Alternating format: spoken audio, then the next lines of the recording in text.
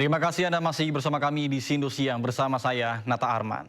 Pemirsa, Pengadilan Negeri Jakarta Pusat menggelar sidang perdana gugatan perdata Paiman Raharjo melawan Roy Suryo CS.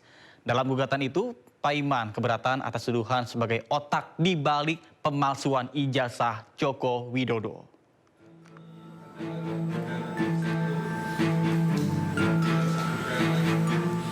Sidang perdana gugatan perdata yang dilayangkan Paiman Raharjo melawan Roy Suryo dan 6 orang lainnya digelar di Pengadilan Negeri Jakarta Pusat. Paiman Raharjo melayangkan gugatan perdata atas keberatannya terkait tuduhan sebagai otak di balik dugaan pemalsuan ijazah Presiden Joko Widodo. Ia keberatan dengan tuduhan Roy Suryo CS yang menyebut Paiman punya percetakan di Pramuka dan ikut andil dalam menerbitkan ijazah Jokowi yang dituding palsu. Sayangnya, sidang perdana terpaksa ditunda karena 6 tergugat yakni Roy Suryo, Egy Sujana, Dr. Tifauzia Tiasuma, Rismon Sianipar, dan lainnya tidak hadir.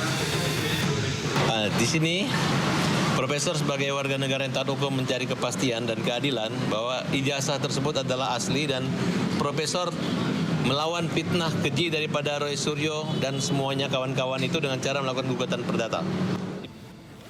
Penggugat berharap nantinya hakim dapat memutus bersalah para tergugat agar nama baik Presiden Joko Widodo dan dirinya sebagai pendidik bisa pulih. Ini kan untuk pembuktian. Kami menggugat perdata ini dalam rangka untuk satu, memulihkan nama baik Pak Jokowi ataupun saya Profesor Paiman. Yang kedua, kami ingin Pengadilan Negeri Jakarta Pusat menetapkan mereka bersalah. Karena terkait tuduhan ijazah palsu Jokowi, ini aduannya sudah diberhentikan oleh Barreskrim.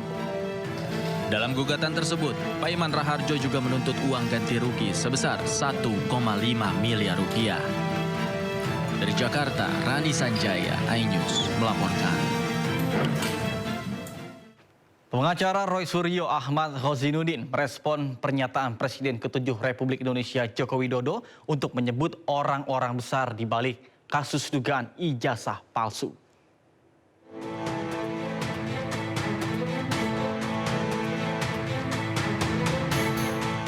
Menanggapi pernyataan Joko Widodo terkait adanya orang besar di balik kasus dugaan ijazah palsu, pengacara Roy Suryo Ahmad Khozinuddin meyakini tidak ada sosok orang besar di balik isu ijazah palsu. Jika benar ada, Ahmad Khozinuddin pun meminta Jokowi untuk menunjukkan nama besar tersebut. Hari ini saya tantang saudara Joko Widodo, kalau memang benar ada orang besar, tunjuk hidungnya. Siapa namanya? Apakah orang besar itu Aguan? Sebut Aguan. Kalau orang besar itu Antoni Salim, sebut Antoni Salim. Kalau orang besar itu SBY, sebut SBY. Jangan mengedarkan fitnah, ini kan aneh. Sebelumnya, Presiden ke-7 RI Joko Widodo meyakini isu ijazah palsu yang menyerangnya merupakan bagian dari agenda besar yang dimainkan oleh sosok berpengaruh yang disebut sebagai orang besar. Namun, Jokowi enggan mengungkap siapa orang tersebut.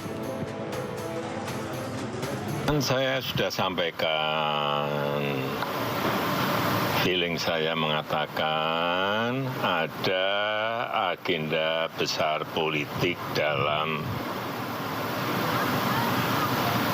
tuduhan ijazah palsu maupun pemakzulan. Artinya memang ada orang besar,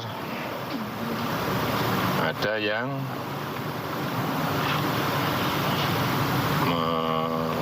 make up, ya, itu aja. Agar polemik perdebatan ijazah bisa selesai, Ahmad Khozinuddin meminta agar Jokowi tidak lagi mengulur waktu untuk menunjukkan ijazahnya ke hadapan publik. Tim Liputan iNews melaporkan. Pemirsa, anggota Majelis Partai Demokrat Hinca Panjaitan menolak partainya yang dikaitkan dengan dalang di balik tuduhan ijazah palsu Joko Widodo. Hinca pun menegaskan bahwa Roy Suryo sudah sejak lama tidak menjadi bagian dari partai berlambang bintang Mercy tersebut. Saya sampaikan, feeling saya mengatakan, Pasca Presiden ke-7 Republik Indonesia Joko Widodo menyebut ada orang besar yang mengendalikan isu ijazah palsu, anggota Majelis Tinggi Partai Demokrat Hinca Panjaitan membantah keterlibatan antara partainya dengan polemik ijazah palsu Jokowi yang melibatkan Roy Suryo. Dirinya mengatakan tidak ada kaitan dengan Demokrat, sebab Roy Suryo bukan lagi bagian Partai Demokrat saat itu. Karena jadi biar isunya yang seolah-olah partai biru, yang mendalami ini. Kami tegaskan nggak ada urusan kami dengan kasus ijazah palsu, apalagi dikait-kaitkan agenda politik di balik ini. Ini fitnah besar, ini kami tolak. Sama sekali tidak ada keterlibatan Partai Demokrat dan kami sebagai kadernya terhadap itu. Kalau ditarik-tarik, Saudara Roy Suryo yang pernah di Demokrat, saya pastikan masa saya sekjen Partai Demokrat, Saudara Roy Suryo tidak lagi jadi anggota Partai Demokrat.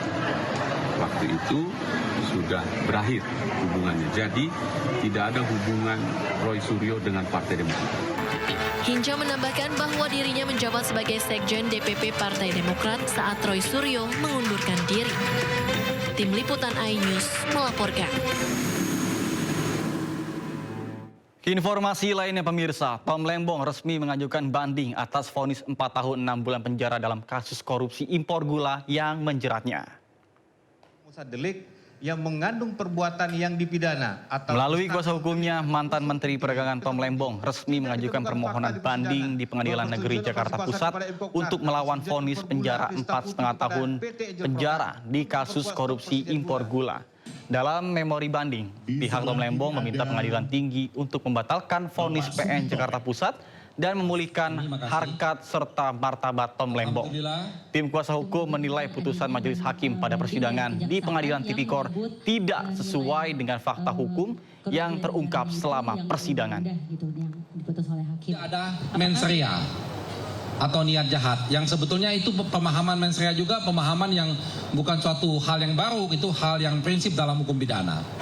Dalam pasal 2 dan pasal 3, karena ini adalah delik material, harus ada unsur kesengajaan, ada dolus di sana. Maka mens rea wajib ada. Kalau tidak ada mens rea, tidak ada perkara ini. Itu juga kami jelaskan di sana.